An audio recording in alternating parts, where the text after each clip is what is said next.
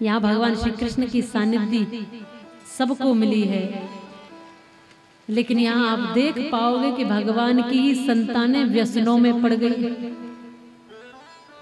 तमाम पौत्र इत्यादि इनके व्यसनों में पड़ गए, शराब आदि व्यसनों में पड़कर अपना ही जीवन बर्बाद कर रहे हैं।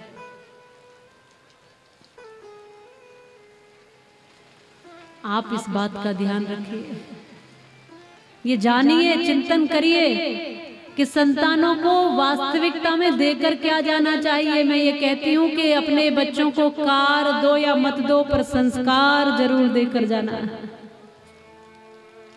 तुम पीछे पड़े हो कि कार बना दें बच्चे के लिए, कार कैसे दे दें, और संस्कार भूल रहे हो। अगर संस्कार दे दिए तो ये अपने आप कार भी ले लेगा और तुम्हारा संसार भी बढ़िया हो जाएगा। अगर संस्कार नहीं दिए तब कुछ भी ठीक होने वाला नहीं। भगवान इस लीला से, इस कथा से ये बताना चाह रहे हैं, ये सीख दे रहे हैं। भगवान की ही संतानें व्यसनों में पड़ गई।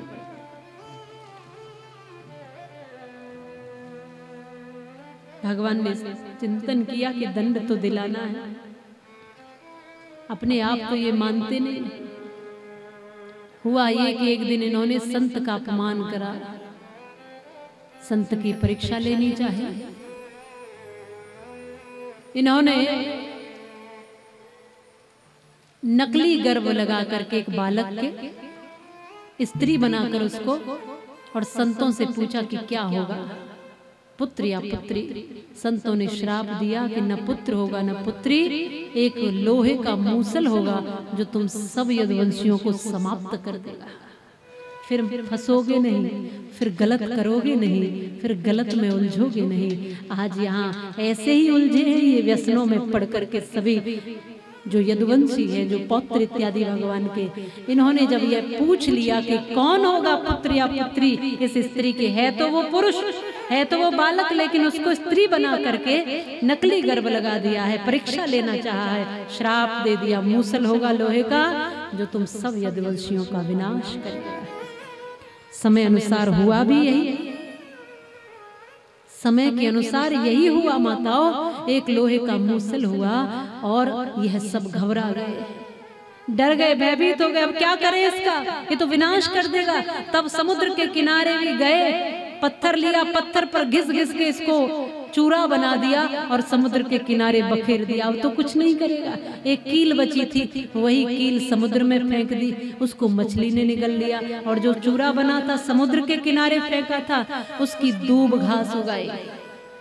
हुआ ये कि एक दिन ये शराब पी करके आपस में लड़ना शुरू कर दी, क्योंकि शराब एक ऐसा व्यसन है कि शराब अंदर तो बुद्धि बाहर। फिर बुद्धि नहीं रहती है, फिर कोई उसका रिश्ता नहीं रहता, फिर पिता पिता नहीं, भाई भाई नहीं, बड़ा बड़ा नहीं, अपना अपना नहीं, सगा सगा नहीं, सखा सखा नहीं, कोई फिर उसका अपना नहीं। सच में ये सही बात, लाखों ही घर शराब ने बर्बाद कर दिए हैं और गुलशन कई उजाड़ कर वीरान कर दिए हैं। इन व्यसनों को निकालो अपने घर से। और कभी भी व्यसन तुम्हारे पास चल के नहीं आते, तुम उनके पास चल के जाते हो। कभी शराब की बोतल ठेके से उठकर नहीं आई थी तुम्हारे घर में, तुम ही गए थे उठाने के लिए। इन व्यसनों ने, इन बुरी आदतों ने तुमको नहीं पकड़ा, तुमने आदतों को पकड़ा हुआ, तुम छोड़ दो बस। लोग कहते हैं कि बीड़ी छूटती नहीं, शराब छूटती नहीं, सिगरेट छूटती नहीं। सिगरेट कैसे नहीं छूटती? बोले नहीं छूटती। एक दिन हमने भी सोचा कि देखें तो ये कैसे चिपकी है, तो हमने पकड़ा सिगरेट को और उठाया, पकड़ के छोड़ा तो वो छूट गई आराम से।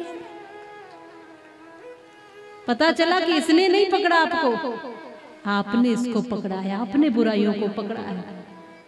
छोड़िए इनको, जीवन बनाइए ऊंचा और कुछ अच्छा, नहीं तो फिर पछतावे के अलावा, रोने के अलावा और कोई विकल्प नहीं बचता बाद में व्यक्ति के पास। घर फूंक देते हो आप, घर बर्बाद कर देते हो, रिश्ते बर्बाद कर देते हो इन व्यसनों के चलते हुए।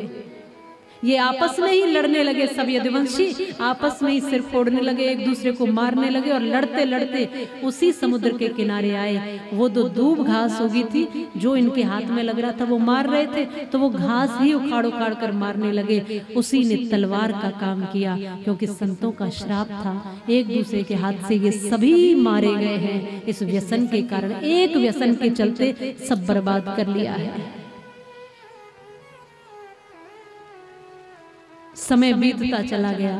एक दिन अब भगवान का समय है अपने स्वधाम जाने का, तो भगवान जंगलों में बैठे हैं, एक पैर पर दूसरा पैर रखे हुए ध्यान अवस्था में आराम से बैठे। अब देवताओं ने कहा प्रभु स्वधाम आइए, अपने धाम आने का समय है। तब भगवान के पैर का जो पदम है वो चमक रहा है। हुआ ये कि जो मछली ने कील जो निकली थी उसको बहेलिये ने निकाला, पेट चीरा उसका तो उसमें वो कील निकली। इसने कहा ये तो बहुत बढ़िया नुकीली है, इसको अपने तीर पर लगा लेता हूँ, शिकार अच्छा होगा। तीर पर लगा लिया, शिकार करने जंगल गया। जंगल में भगवान बैठे थे अपने ध्यान में, वही श्राप माध्यम बना कि सब यदुवंशियों का विनाश होगा, खत्म हो जाएंगे, समाप्त हो जाएंगे। तो भगवान भी यदुवंश में ही आए थे, तो ये भी निमित्त ही बने। तो बहेलिये ने, उस शिकारी ने वही तीर निकाला जिस पर वो श्राप वाली जो कील थी वो बची थी, और वही तीर निकाल करके चलाया। सोचा जो पदम चमक रहा था, इस बहेलिये ने सोचा कोई जंगली जीव जंतु की आंख होगी, कुछ जीव होगा।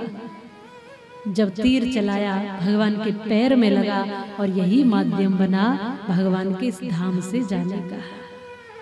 सुखदेव जी कहते हैं राजा परीक्षित, संतों का अपमान किया था, सब समाप्त हो गया। तुमसे भी यही भूल हुई कि तुमने भी संत के गले में मरा हुआ सर्प डाला, शमीक मुनि के गले में। तुम्हें भी श्राप मिला, 7वें दिन तक्षक नाग डसेगा। लेकिन तुम क्योंकि ऐसे थे, तुम व्यसन में नहीं थे, तुम शराब आदि में नहीं पड़े हुए थे, तुम धर्मात्मा थे, इसलिए तुमने संत के चरणों में बैठकर 7 दिन में कथा सुनकर अपना आत्म कल्याण कर लिया। भूल सबसे होती है, लेकिन जो भूल को सुधार करके जो संभल जाए और समझ जाए वो अपना कल्याण कर लेता है, ये कथा कहती है। 7 दिन में श्री सुखदेव जी ने राजा परीक्षित को मुक्ति और मोक्ष की कथा सुनाई है। मुक्त हुए हैं राजा परीक्षित, आए हैं। अब सब कथा सुनकर पूरी करके पूजन दंदन करके विदा करके सुखदेव जी को अब ध्यान में लगे। शरीर तो पहले ही मानो शरीर मन आत्मा सब भगवान में लगी गए थे। तक्षक नाग 7वें दिन आया, परीक्षित जी के शरीर को डसा, जैसा श्राप था वो तो पूर्ण होना ही था। तक्षक ने शरीर को डसा, शरीर छूट गया, पंच तत्व में विलीन हुआ, आत्मा परमात्मा में विलीन हुई और परीक्षित जी का आत्म कल्याण हुआ।